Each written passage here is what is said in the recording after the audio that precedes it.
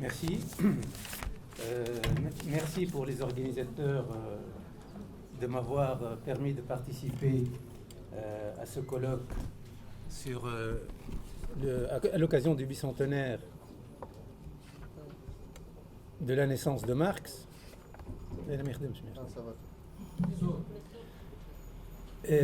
Donc je dois dire mon bonheur d'être parmi vous. Je vous remercie d'être resté jusqu'à cette heure tardive pour nous écouter, pour le dernier panel. Même si je dois remarquer que malheureusement il y a un déséquilibre parmi les intervenants. Là ça ne marche pas. Il y a un déséquilibre parmi les intervenants et parmi l'assistance. Et je trouve que ce déséquilibre, il y a trop de philosophes par rapport aux économistes. Donc, aider. Oui, mais nous avons dit tout à l'heure, et à juste titre, que Marx a commencé philosophe et que, au milieu des années 40, il est devenu économiste. Et c'est quand même surprenant qu'il n'y ait que 2 ou 3 économistes sur une trentaine d'intervenants. Bon, je suis content que dans l'assistance, le déséquilibre ici existe aussi, parce que je vois qu'il y a des étudiants de philosophie, mais mes étudiants sont venus parce que j'ai promis des +2. Mais je crois que, même s'ils n'ont pas les +2, je crois que ce qu'ils auront écouté aujourd'hui, les réflexions, la curiosité que suscite le marxisme chez eux, ce sera plus important pour leur avenir que le +2 dans une note, dans leur moyenne. Donc, Marx, la rencontre d'un économiste ou d'un étudiant en économie avec Marx, je vous donne mon expérience personnelle, c'est un petit peu comme un coup de foudre intellectuel. Et ce coup de foudre pour le marxisme, bon, à l'époque, on enseignait Marx dès la première année. Bon, je dois vous dire que ça a complètement changé et que Marx n'existe plus dans l'enseignement d'économie, sauf peut-être dans le cours d'histoire de la pensée économique, mais à côté de plusieurs autres économistes. Donc, les étudiants actuels ne bénéficient pas des connaissances en marxisme dont a bénéficié ma génération. Donc, Schumpeter explique très bien, et voilà un autre grand économiste, il explique très bien la fascination qu'exerce Marx sur les étudiants en économie. Il dit c'est normal, dans toutes les autres matières d'économie, on montre aux étudiants ce qu'est un arbre. À chaque fois, on leur montre un arbre. Et tout d'un coup, Marx leur montre la forêt. Et là, ils ont l'impression de comprendre la société et le monde beaucoup mieux qu'à travers une composante de la réalité seulement. Et bon, Schumpeter est un peu méchant, il dit, bon, cette fascination pour le marxisme disparaît avec l'âge et la maturité, sauf pour quelques-uns d'entre nous qui restent éternellement jeunes. Donc je suis peut-être de cela. Donc voilà, j'étais très content d'être associé à ce colloque et au début je pensais faire une intervention classique sur Marx seulement. Marx, comment il pense l'histoire et comment les hommes font l'histoire selon Marx. Puis, sincèrement, c'est le Marx et nous qui m'a interpellé. Et je ne vous cache pas que je suis en train de travailler sur Tahar al-Haddad. Et je suis arrivé à un chapitre de mon essai où j'étudie les travailleurs tunisiens et tous les débats sur ce livre et les énigmes qui existent dans ce livre. Parce que vous savez tous, et Manoubé elle a bien rappelé tout à l'heure, Haddad est zaytounien et unilingue. Et on imagine très difficilement comment il a pu avoir eu accès à ce type de connaissances qu'on trouve dans certains passages des travailleurs tunisiens. Donc, Tahar Haddad, finalement, après avoir lu les travailleurs tunisiens, je me rends compte qu'il est encore méconnu, qu'il est sous-analysé et sous-estimé. Et je trouve que l'explication, c'est qu'on a une réception en pièces détachées de Tahar Haddad. Et il y a une pièce parmi les pièces détachées qui s'est imposée, qui est Imratuna fi Sharia wal Mujtama. Et les autres écrits de Haddad ne sont pas très connus. Et même ceux qui ont présenté l'œuvre de Haddad, les premiers en tout cas, consacrent 90% de l'ouvrage à Imratuna fi Sharia et 10% pour le reste, donc, les travailleurs tunisiens.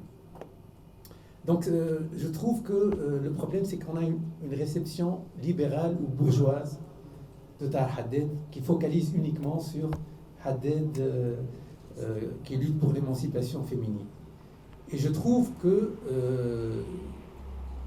les marxistes orthodoxes ont aussi une responsabilité dans cet état de fait, parce que, puisque Haddad ne correspond pas à l'idéologie marxiste et à la théorie marxiste telle qu'il la considère, donc ce n'est pas vraiment quelqu'un qui peut être considéré comme étant à l'origine de la gauche tunisienne.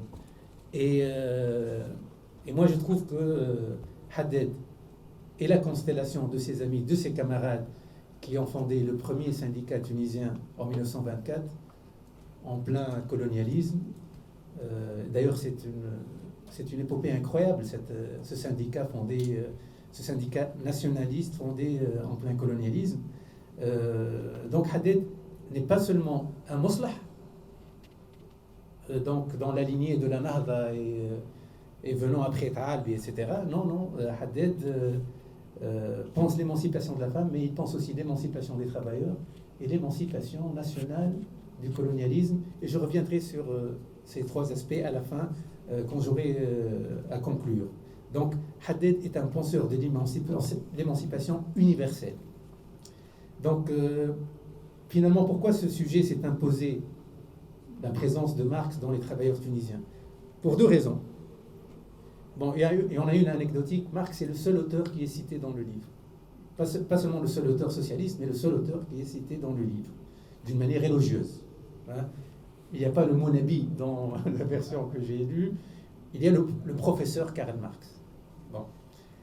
Mais il y a aussi un autre aspect, c'est la pensée sociale et syndicale des années 20 était nettement influencée par les débats qui existaient même parmi les syndicalistes français et européens, qui à l'époque étaient imprégnés de marxisme. Et les années 20, c'est tout de suite après les fameuses scissions entre socialistes et communistes en Italie et en France. Et certainement ces débats sont arrivés avec les ouvriers français et italiens en terre tunisienne.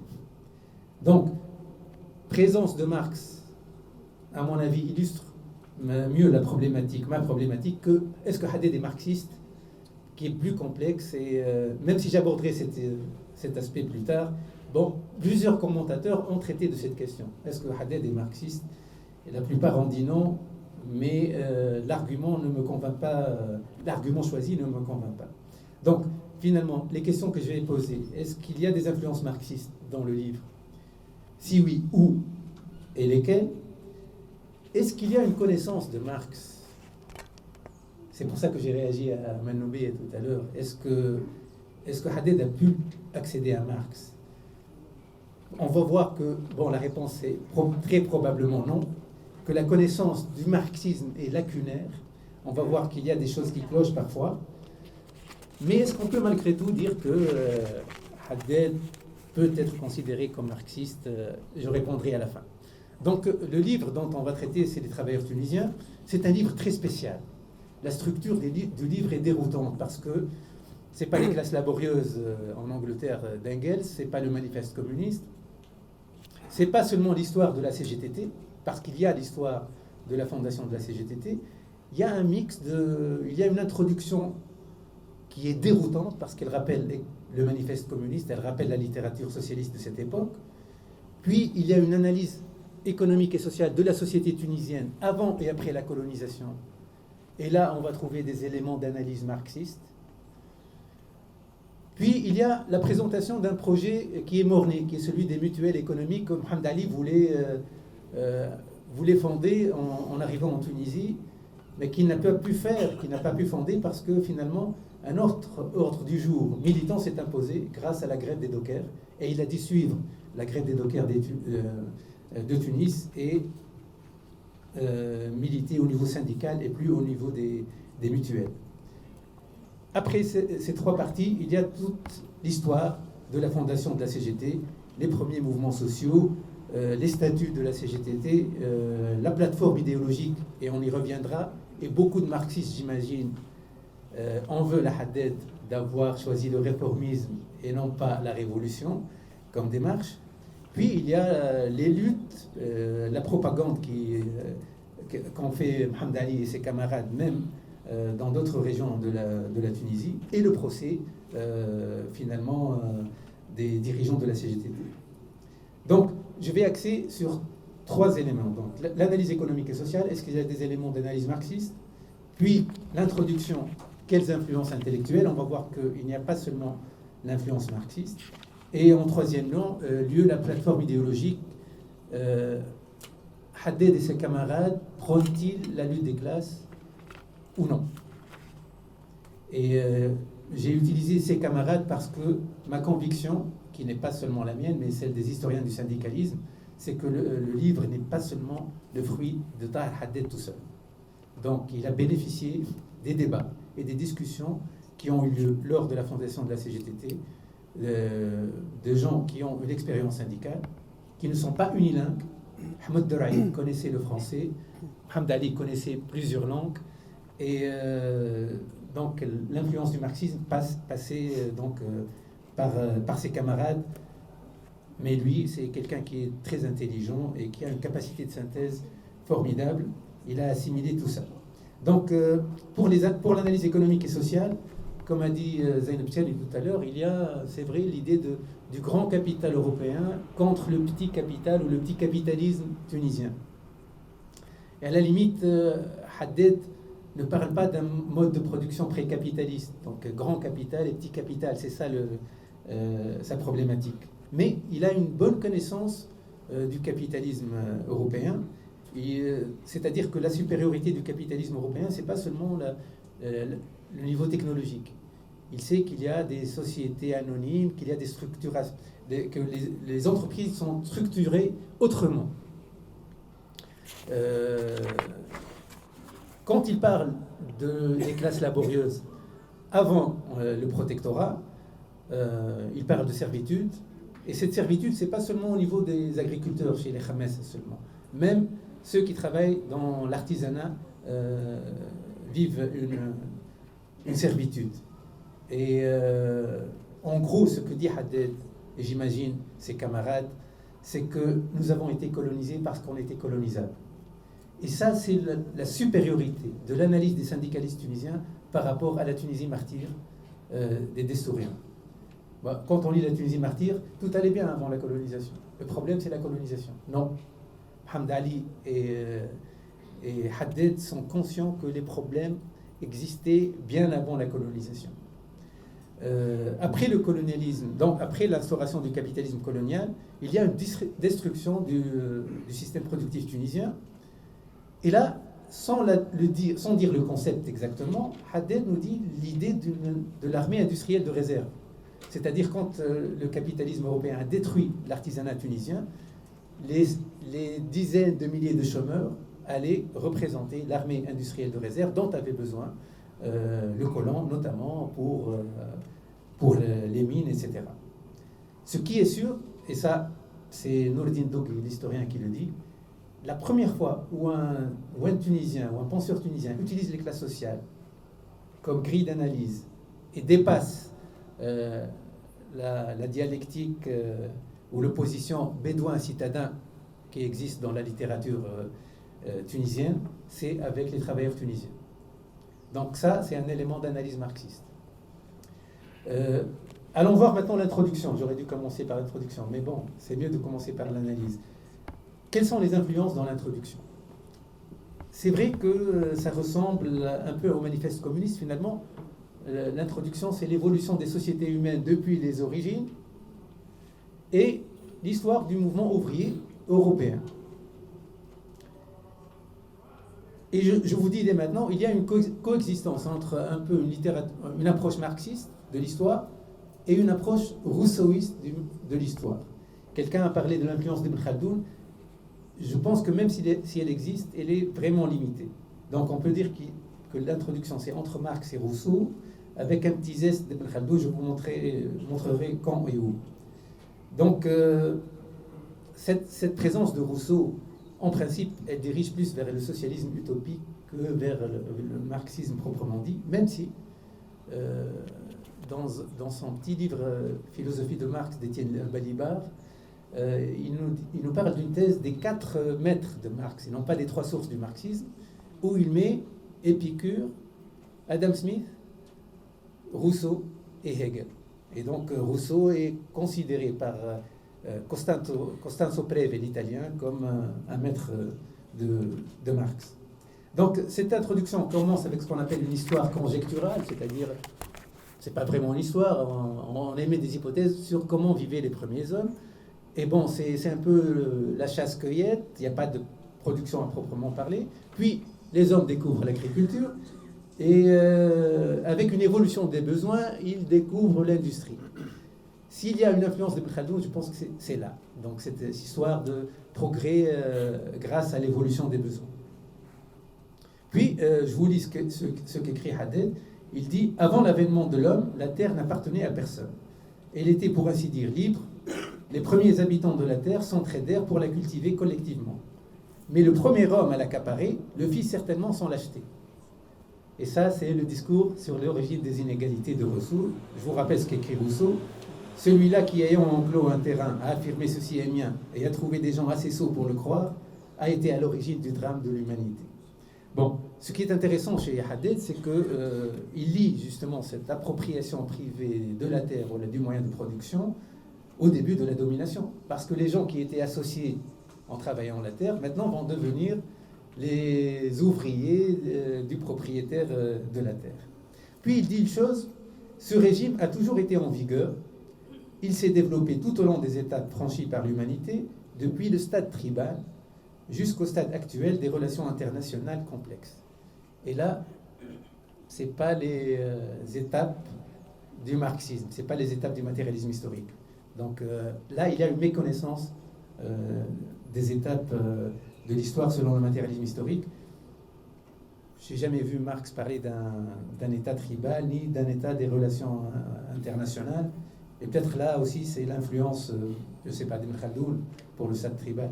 En tout cas, pas de Marx.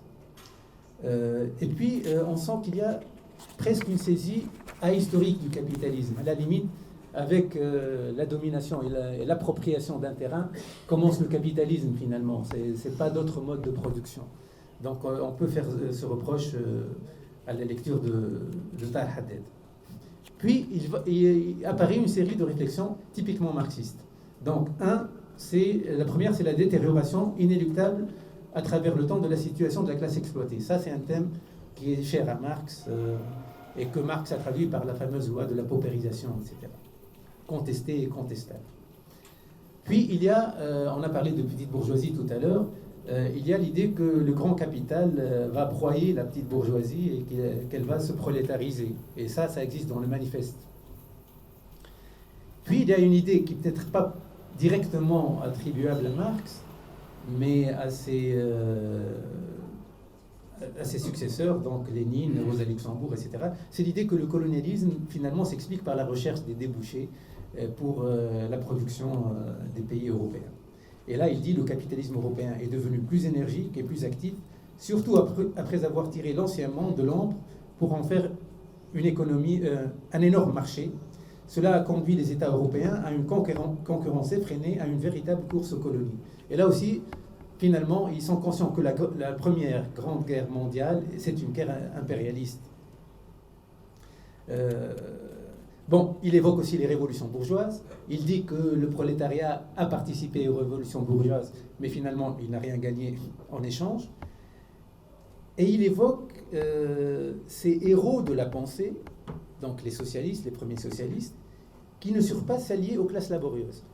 Et là, c'est comme un clin d'œil à la critique marxiste des socialistes utopiques qui finalement ont avancé de beaux projets de société, mais qui n'ont pas pensé à s'allier donc aux classes laborieuses et au mouvement de l'histoire. C'est le grand reproche que leur fait Marx. Et là, on arrive à l'éloge de Marx, et je vous demande de le suivre attentivement parce que c'est cet éloge qui m'a permis de dire que finalement, il ne connaît pas vraiment Marx. Donc, étudions l'histoire ancienne, le droit naturel, le socialisme, d'éminents savants, dont la seule préoccupation était de servir l'humanité, cherchèrent le système social à même d'assurer le bonheur du genre humain. Les nombreuses études ces nombreuses études et ces longues recherches menées par plusieurs générations de chercheurs aboutirent en Europe à la publication d'un traité sur le socialisme dû à un Allemand, le professeur Karl Marx. Considéré comme le summum des rêves de l'humanité, ce traité se base sur les efforts des ouvriers sincères et dévoués à la cause. Bon, on peut tout dire du Capital, sauf que c'est un traité sur le socialisme.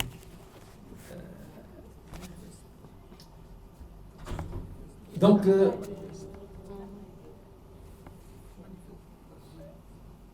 est-ce que Haddad, finalement, est marxiste? Cette question a été abordée par plusieurs commentateurs, dont Ahmed Khaled et plusieurs autres. Focalisons sur 3 critères. La théorie de l'histoire matérialiste, est-ce qu'elle existe chez lui ou non? La lutte des classes et son rapport à la religion, parce que beaucoup vont dire qu'il n'est pas marxiste parce qu'il est musulman. Et là, c'est discutable. Donc la théorie de l'histoire, on a vu que vraiment, il ne maîtrise pas les canons du matérialisme historique. Mais c'est une pensée éminemment historienne, la pensée de Haddad. Et la force, justement, de Imra'atuna fi Sharia al-Mujtama', c'est que Haddad a pu historiciser l'islam, et je dirais même historiciser le texte sacré. Et c'est ça qu'on ne lui pardonnera pas. Et je reviendrai à ce problème. Donc, Ahmed Khaled et Michel Delon nous disent oui, il est marxiste, il est socialiste, non, mais il n'est pas marxiste parce que c'était un musulman sincère. Lui aussi, il le dit dans un de ses articles, je suis musulman et j'ai été formé, ma pensée a été formée à la Zaytouna. Donc, il le dit clairement.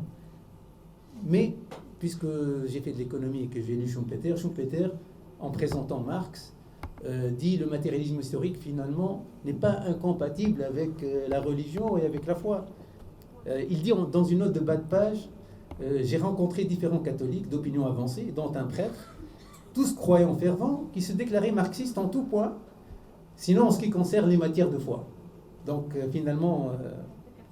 Et pourquoi est-ce qu'on dit que l'islam ou la foi ne peut pas aller avec le marxisme? Parce qu'il y a le fameux passage de la critique de la philosophie de droit de Hegel sur le marxisme opium, sur la religion opium du peuple. Le problème, c'est que je trouve que dans l'introduction, un passage magnifique que je vais vous lire. Seule la religion a réconforté les ouvriers en allégeant quelque peu les lourds fardeaux de malheur qu'ils portaient.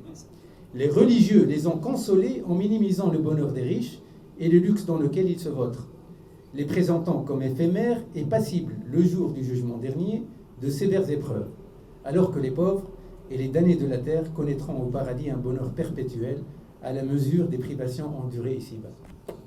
C'est exactement l'idée développée par Marx qui nous dit la religion, c'est des fleurs qui cachent les chaînes, finalement. Donc si c'est à cause de ça qu'on dit que Haddad n'est pas marxiste, donc là, il les prend de court. Pour ce qui est maintenant de la lutte des classes, l'élément qui a fait dire que Haddad n'est pas marxiste. La lutte des classes est utilisée comme instrument d'analyse de l'économie et de la société tunisienne de manière incontestable. Dans l'histoire du mouvement ouvrier, dans l'introduction, il est bien montré que tout ce qui a été arraché comme droit par les syndicats, par les ouvriers et les prolétaires, c'était dû aux luttes, et seulement à leur lutte. Donc ils croyaient à la lutte des classes. Mais quand les syndicalistes, les pionniers du syndicalisme tunisien allaient élaborer leur plateforme idéologique, ils n'ont pas choisi la lutte des classes. Et ils ont dit la voie que nous prenons, c'est la réforme. Peut-être pour 2 raisons. Il y en a une, je crois, avancée par Abdeslam Ben Ahmed, qui dit qu'ils avaient besoin de l'unité de tous les Tunisiens pour lutter contre le colon. Et c'était malvenu de prôner une lutte des classes, de diviser les Tunisiens qui commençaient à peine à avoir une conscience nationale. C'est nouveau, c'est pas quelque chose de vieux. Mais il y a une autre raison, et ça, l'esprit historien de Haddad et ses camarades, la situation, la structuration sociale en Tunisie n'est pas celle qui existe en Europe actuellement, et ça n'a aucun sens de prôner une lutte des classes aujourd'hui en Tunisie. tout simplement. Et ils se sont fâchés avec les communistes. Ce qui est bien, c'est qu'ils ont convaincu certains communistes tunisiens, comme Mokhtar Ayari, qui était au début contre, justement, entre autres, un syndicat tunisien pour ne pas diviser la classe ouvrière. Et je pense que, bon, je vous lis ce qu'il écrit à ce propos: la Tunisie, de par la situation que nous avons décrite, a besoin de réformes sociales plus que de toute autre réforme. Toutes les couches populaires éprouvent en commun ce besoin, quels que soient leurs moyens d'existence. Donc tous les Tunisiens sont dans le même sac. La situation éminemment complexe vécue aujourd'hui par les sociétés européennes, et qui n'existe pas actuellement chez nous, pousse de nombreuses formations à tabler sur des objectifs qui nous semblent lointains. Il nous faut donc progresser pas à pas à un rythme naturel pour pouvoir approcher de notre but. Bon, on peut dire, vous vous êtes trompé, vous n'êtes pas de bons marxistes. Mais on peut dire au contraire, vous avez été de bons marxistes, parce que dans son livre « La crise des intellectuels arabes », Abdallah Al-Alaoui, qui n'a pas été cité dans ce colloque, tiens, parce qu'il a été il parle de la rencontre de l'intellectuel du tiers-monde avec Marx. Abdallah Al-Alaoui dit, bon, finalement, Marx a choisi le libre-échange contre le nationalisme économique, et Lénine était toujours du côté qui donnait son poids à l'histoire contre les chevaliers de la phrase. Les gens qui sont conscients des contraintes historiques sont plus marxistes que les autres. Maintenant, il y a un autre aspect sur la lutte des classes. J'ai bientôt terminé. C'est Losurdo, le philosophe italien qui vient de disparaître, Domenico Losurdo. Il a publié en 2013 un très beau livre qui s'intitule La lutte des classes, et il dit la lutte des classes, alors c'est pas seulement bourgeoisie contre prolétariat. Une bonne compréhension du marxisme, c'est la lutte contre toutes les dominations, donc lutte contre le colon ou la puissance impérialiste, la lutte des peuples, la lutte du prolétariat contre la bourgeoisie et la lutte de la femme contre la domination de l'homme. Et si ça, c'est la meilleure compréhension du marxisme, sincèrement, Haddad, c'est le plus grand marxiste tunisien, parce qu'il aura lutté contre la colonisation, contre le capitalisme étranger du moins, et contre la société patriarcale. Donc sans le savoir et ni avoir lu Marx, je pense qu'on peut dire ça, et je conclue en disant que c'est l'enracinement. On a parlé de ça tout à l'heure, donc Tabia de la pensée marxiste en Tunisie commence avec les travailleurs tunisiens, avec Haddad, et pas seulement Haddad, avec ses camarades, Mohamed Ali, Mokhtar Ayari et les autres. Merci de votre attention.